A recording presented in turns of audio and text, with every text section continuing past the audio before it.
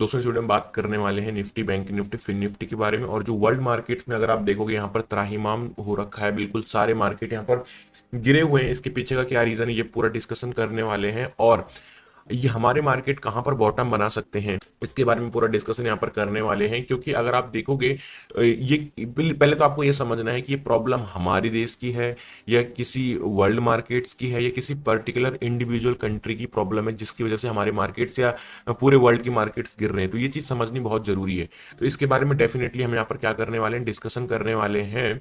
अभी आप देखोगे तो मैं आपको लेके चलूंगा पहले यूएस मार्केट में दिखाऊंगा, वर्ल्ड मार्केट्स को आपको दिखाना चाहता हूं। तो वर्ल्ड मार्केट्स में अगर आप देखोगे यहाँ पर दोस्तों, तो यूएस फ्यूचर्स में करीबन 700 पॉइंट की गिरावट है, डाउ जोन्स में 600 पॉइंट की गिरावट है और नेस्डेक 400 पॉइंट दिखा रहा है। बट नेस्डेक का फ्यूचर्स यहाँ पर नहीं दिखा रहा है। नेस्डेक फ्यूचर्स चलता रहता है, तो नेस्डेक फ्यूचर्स में करीबन 800 पॉइंट की गिरावट है। संकेत क्या है, क्या संकेत है? नेस्डेक गिरा हुआ 400 पॉइंट और फ्यूचर गिर गया 800 पॉइंट। इसका मतलब आज रात को जब यूएस मार्केट ओपन होंगे तो यहाँ पर और गिरावट हमको देखने को मिलने वाली। इतना समझ गए? हाँ, और गिरावट देखने को मिलने वाली, क्योंकि फ्यूचर्स गिर रखे हैं भैया। अभी नेस्डेक फ्यूचर्स दिखा नहीं रहा है यहाँ पे। अभी मैं आपको दिखाता हूँ कि ये वर्ल्ड मार्केट्स यहाँ से क्यों इतना गिर रहे हैं। तो ये प्रॉब्लम एक्चुअली स्टार्ट हुई है यूएस मार्केट से। तीन तीन रीजन है मार्केट गिरने के, तीन रीजन है। पहला रीजन आपका जैपनीज मार्केट। अब जैपनीज मार्केट का क्या रीजन है अभी आपको बताने वाला हूँ, छोटी क्रिस्प एनालिसिस वीडियो बनाऊंगा उसमें आपको मैं बताने वाला हूँ। दूसरा रीजन होने वाला है अमेरिका में जो है एम्प्लॉयमेंट अनएम्प्लॉयमेंट डेटा जो आया है वो यहाँ पर बढ़ के आया है अनएम्प्लॉयमेंट डेटा। तो दूसरा रीजन ये हो गया। तीसरा जो न्यूज आ रही है मिडिल ईस्ट से, मिडिल ईस्ट यानी इसराइल और ईरान के बीच में जो कॉन्फ्लिक्ट चल रहा है उसकी वजह से। तो ये तीन रीजन है जिनकी वजह से मार्केट गिर रहा है। बट ये पर्टिकुलरली क्या हमारी प्रॉब्लम भी है उसके बारे में डिस्कशन करेंगे। पहले चलते हैं, पहला जो हमने टॉपिक किया था जापानीज मार्केट से। तो यहां पर अगर आप देखोगे तो इनका एक इंडेक्स है निकेई। अब निकेई गिरा है करीबन 13%। और स्टार्टिंग जहां इसने अभी जो पीक बनाया था उस पीक से अगर मैं आपको दिखाऊं चार्ट, तो ये रहा इसका पीक। इस पीक से करीबन करीबन कितने पॉइंट कितने परसेंट गिर चुका है, ये इसका पीक रहा। और ये वहां से करीबन करीबन अभी अगर करंटली मैं बात करूं तो 25% की गिरावट ये दिखा चुका है। क्यों? अब ये देखो, ये है मंथली चार्ट।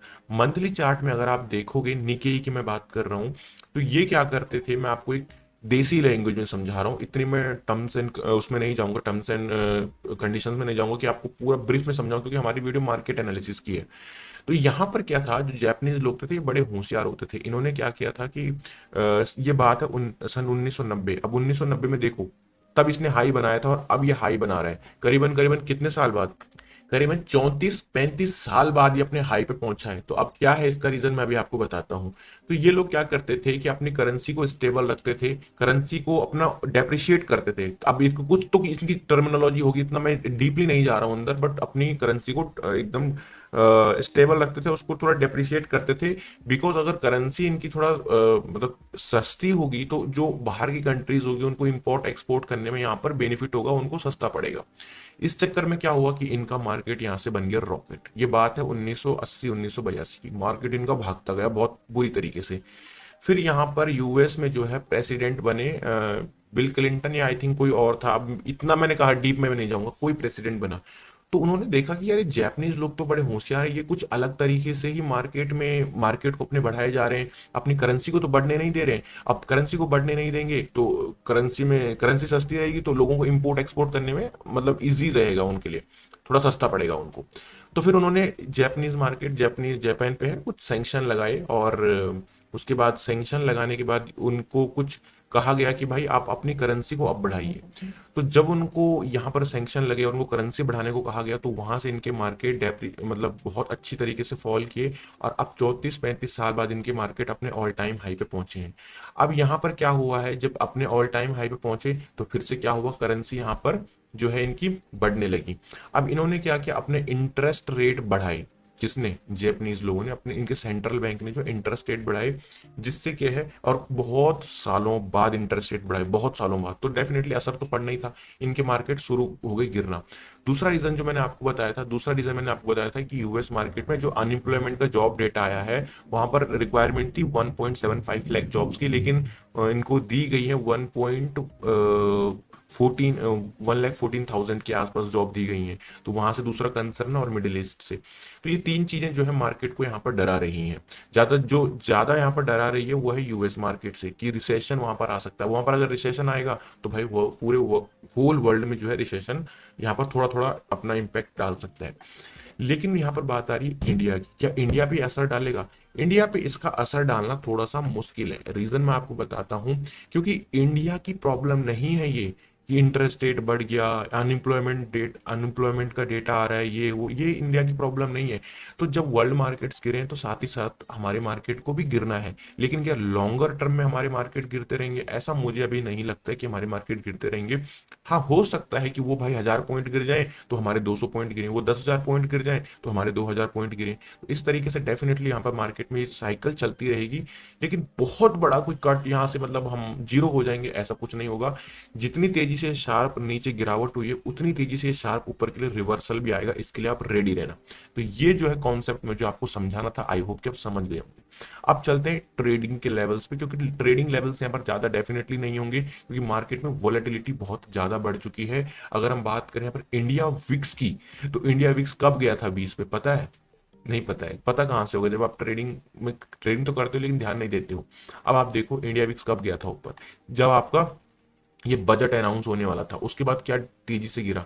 ये फिर से इसने आज हाई लगाया 23 का इंडिया विक्स, मतलब बहुत भयंकर volatility, not in index, not in call put, stocks में भी यहाँ पर बहुत बुरी गिरावट होने वाली है। मैं आपको दिखा तो रहा था, ये देखो यहाँ पर कोई ऐसा सेक्टर है जिसमें 2% 3% नीचे गिरावट हुई होगी? नहीं। इंफ्रा 5%, मेटल 4%, यूटिलिटीज 4%, पीएसयू 4%, सारे के सारे इंडेक्स जो है 4-5% गिरे हैं। अगर मैं मिड कैप इंडेक्स की बात करूं या स्मॉल कैप इंडेक्स की बात करूं तो उनमें भी 4 से 5% गिरावट हमको देखने को मिल रही है।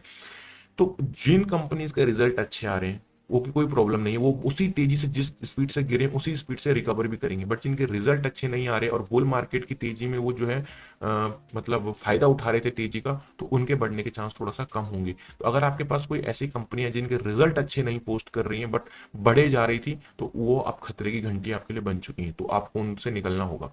बात करते हैं यहाँ पर अब निफ्टी के बारे में कि कल के दिन पे हम क्या यहाँ पर एक्सपेक्ट करके चल सकते हैं मार्केट से। डेली टाइम फ्रेम की अगर मैं बात करूं यहाँ पर, तो एक अच्छा खासा गैप डाउन ओपनिंग आज दिया, और एक बारी के लिए तो निफ्टी ने आज 800 पॉइंट की गिरावट दिखाई थी। 800 पॉइंट तक का गिरावट दिखा रहा था निफ्टी एक बारी के लिए।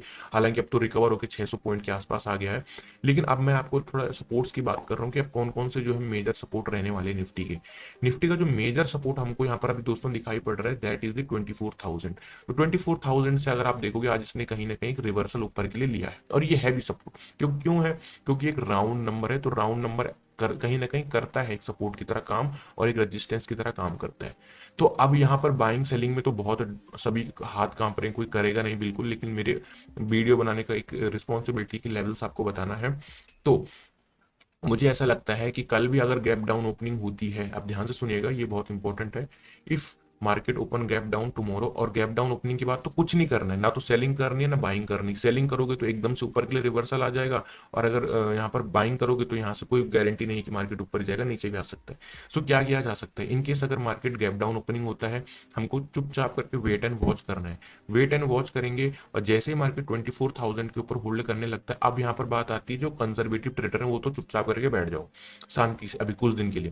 लेकिन जो थोड़ा सा होता है ना कि भाई अगर थोड़ा सा प्रॉफिट बन जाए तो क्या होता है, लेकिन रिस्क लेने के लिए तैयार है, रिस्क टेकर है, तो 24,000 के ऊपर गैप डाउन ओपनिंग के बाद अगर ये मार्केट आता है, तो आज देखो इसने क्या किया। 24,000 के ऊपर जैसे ही आया उसके ऊपर इसने होल्ड करने का ट्राई किया और काफी देर तक होल्ड किया, करीबन करीबन 2 से 3 घंटे इसने होल्ड किया।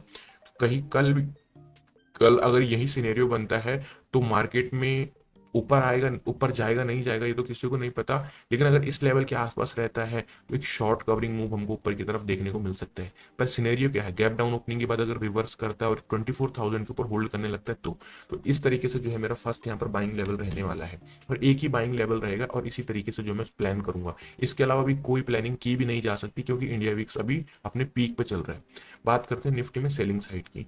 निफ्टी अगर यहाँ पर ब्रेक डाउन करता है 23,900 को, 23,900 के नीचे निकलता है और 23,900 आपका ये सपोर्ट की तरह यहाँ पर जो है बना था। सपोर्ट तो ये नहीं है एक्चुअली में, सपोर्ट आपको 24,000 है, लेकिन ऐसा थोड़ी ना है कि हम 24,000 के टूटते ही सेल कर देंगे।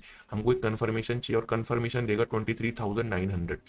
23,900 के नीचे जैसे ही निकलेगा हम यहाँ पर सेलिंग साइड के लिए जा सकते हैं और यहाँ पर अच्छा खासा टारगेट भी हमको एक मिल सकता है, क्योंकि मार्केट के पास फिर नियर बाई सपोर्ट कम से कम 200-300 पॉइंट दूर है फिर। तो ये मेरा पहला सेलिंग लेवल यहाँ पर रहने वाला है।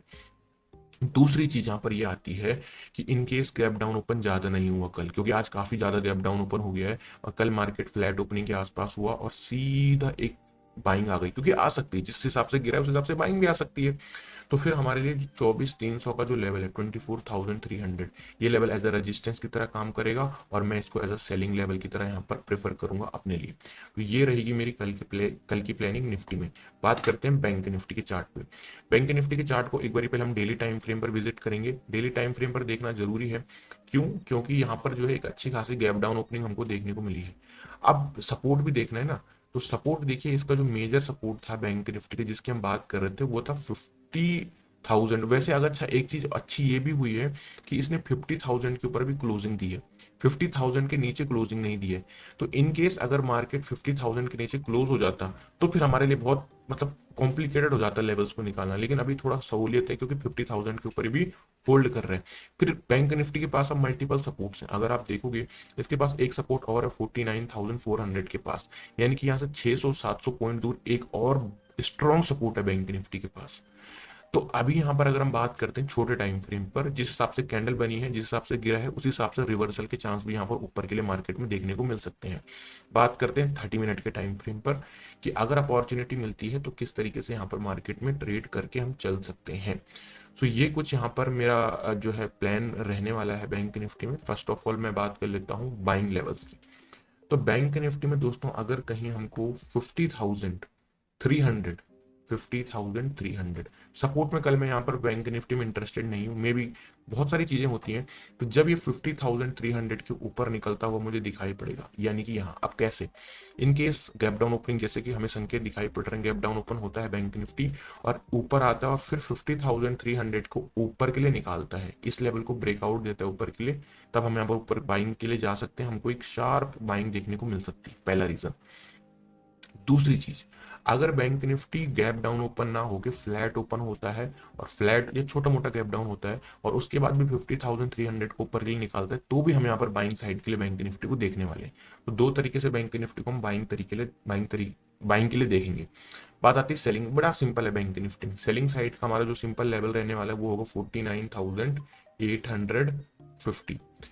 49,850 आपका जो निकल कर आता है, may be it is around hair. या आप एक काम कर सकते हो, फॉर द सेफर साइड आप एक काम करना, थोड़ा कंजर्वेटिव सोच लेके चलो, 49,800। तो 49,800 के नीचे जैसे ही बैंक निफ्टी ब्रेक डाउन देता है, मैं यहाँ पर सेलिंग के लिए इंटरेस्टेड हूँ। अगर गैप अप तो मुश्किल है चांस फ्लैट के बाद भी देता है। तो ये कुछ बैंक निफ्टी में प्लानिंग रहने वाली है।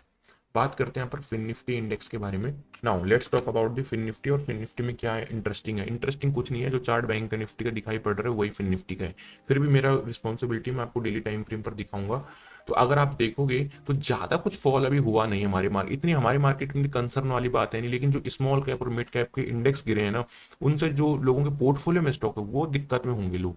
इंडेक्स में ज्यादा प्रॉब्लम मुझे दिखाई नहीं पड़ रही है अभी। यहाँ पर देखो, इसने जो है अपना सपोर्ट था एक, सपोर्ट नीचे क्लोजिंग दी है, बट इसके नीचे एक और सपोर्ट है, तो कोई घबराने वाली बात यहाँ पर मुझे भी दिखाई पड़ती नहीं है। छोटे टाइम फ्रेम पर चलते हैं, बस कंसर्न वही है, जो स्मॉल कैप और मिड कैप के जो स्टॉक्स है ना, जिनके रिजल्ट अच्छे नहीं आ रहे थे और जो भागे जा रहे थे, वो खतरे की घंटी बन चुके हैं। अभी बात करते हैं फिन निफ्टी में क्या लेवल्स होने वाले हैं बाइंग के। फिन निफ्टी में कुछ इस तरीके से मैं प्लान करूंगा कि 22,900, सेम वही वाला कॉन्सेप्ट जो बैंक निफ्टी में था, गैप डाउन ओपनिंग होती है या फ्लैट ओपनिंग होती है। इन दोनों सिनेरियो में क्या होगा, अगर मार्केट इस तरीके से ऊपर जाने लगता है और 22,900 यानी कि पर्टिकुलर दिस लेवल के ऊपर होल्ड करने लगता है, सस्टेन करता है, तो मैं फिन निफ्टी में बाइंग के लिए देखूंगा। ये पहला मेरा बाइंग लेवल रहेगा।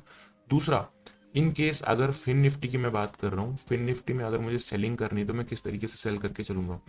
अगर मुझे 22,650, तो 22,650 कह लो, ये 22,650 हो गया थोड़ा रिस्की ट्रेडर के लिए, और जो थोड़ा सेफ खेलना चाहते हैं वो 22,600 के नीचे अगर फिन निफ्टी ब्रेकडाउन देता है तो हम यहाँ पर कहीं ना कहीं सेलिंग के लिए देख सकते हैं फिन निफ्टी में। तो ये कुछ ना कुछ प्लानिंग रहने वाली कल के लिए। और रीजंस क्या थे ये मैंने आपको बता दी कि हमारा मार्केट यहाँ से जीरो हो जाएगा, बिल्कुल नहीं होने वाला, ऐसा कुछ नहीं होने वाला, क्योंकि प्रॉब्लम कुछ शॉर्ट टर्म प्रॉब्लम है, कोई लॉन्ग टर्म प्रॉब्लम है नहीं, तो इस चीज का ध्यान रखना। चैनल पे पहली बार सब्सक्राइब कर लेना।